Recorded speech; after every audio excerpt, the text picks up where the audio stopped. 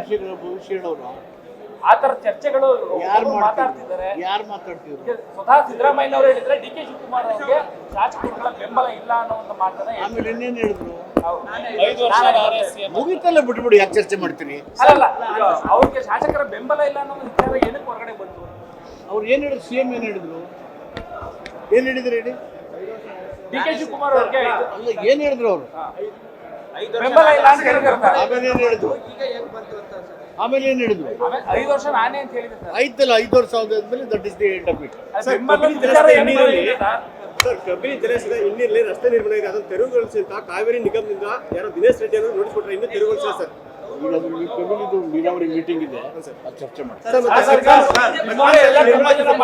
ಸೆಪ್ಟೆಂಬರ್ಗೆ ಕ್ರಾಂತಿ ಆಗುತ್ತೆ ಅಂತ ಹೇಳ್ತಾರೆ ನಿಮ್ಮ ಪಕ್ಷದಲ್ಲೇ. ಎಲ್ಲವೂ ನಿಮ್ಮ ಪಕ್ಷದಲ್ಲೇ ನಡೀತಿರೋ ಮಾತುಕತೆಗಳು, ಆದ್ರೆ ಉತ್ತರ ಸಿಗ್ತಾ ಇಲ್ಲ.